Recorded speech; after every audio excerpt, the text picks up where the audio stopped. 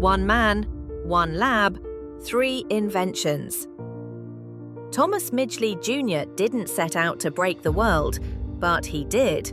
His inventions didn't just kill millions, including himself, they actually lowered the average IQ of the entire human race, spiked global crime rates, and triggered 2 separate environmental catastrophes we are still fighting today. This is the story of how one man accidentally poisoned the planet and the clean room rebel who spent his life trying to stop him.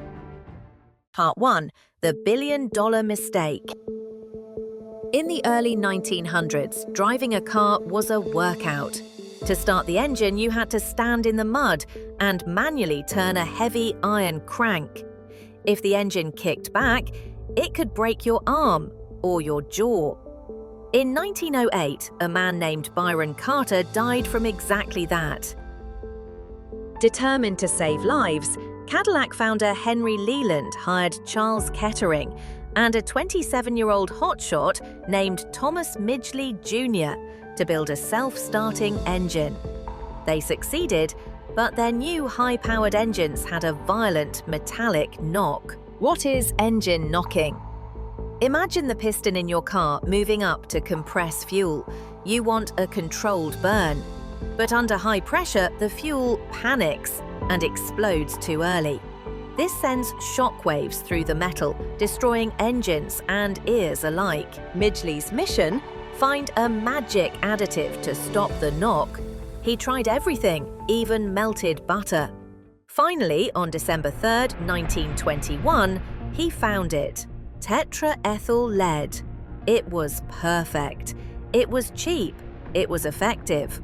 Midgley called Kettering and shouted, "Can you imagine how much money we're going to make? $200 million. Part 2. The silent poison. They called the new fuel ethyl. Notice anything missing? The word lead. They knew lead was a creeping and malicious poison. In 1923, dozens of workers at their New Jersey plant went insane, collapsed, and died of lead poisoning.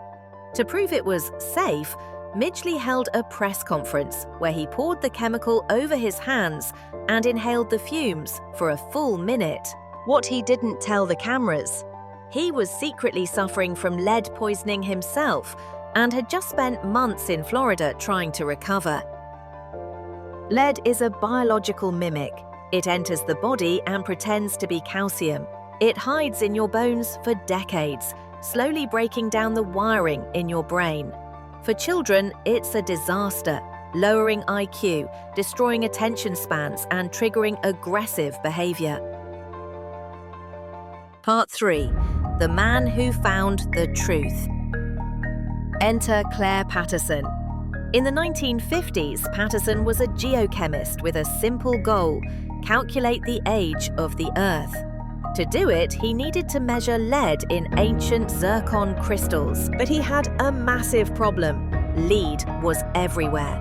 Every time he tried to measure his samples, they were contaminated. Patterson realized the entire world was painted in a layer of industrial lead.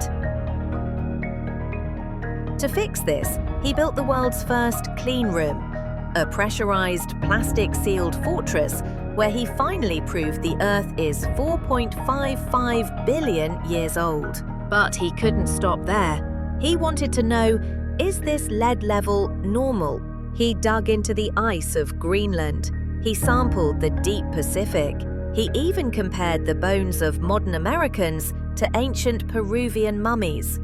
The result was terrifying.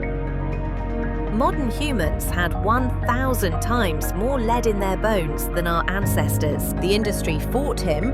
They tried to get his funding cut. They called him a crackpot. But the data didn't lie. When we finally banned leaded gas, something miraculous happened. Global crime rates plummeted. The lead crime hypothesis suggests that by poisoning the brains of an entire generation, Midgley had accidentally fueled the crime waves of the 70s and 80s. Part 4. Out of the frying pan, into the ozone. After solving the engine knock, Midgley was given a new task: make a safer refrigerator. At the time, fridges used toxic gases that occasionally leaked and killed families in their sleep. Midgley's solution? CFCs, Freon. Again, he demonstrated its safety by inhaling a lungful of the gas and blowing out a candle.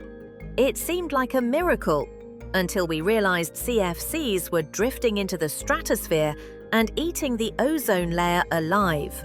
One man had now successfully poisoned the ground we walk on and the very air that protects us from solar radiation. Historian John McNeill famously said Midgley had more impact on the atmosphere than any other single organism in Earth's history. The final irony. In 1940, Midgley contracted polio. Ever the inventor, he built a complex system of ropes and pulleys to help him get out of bed.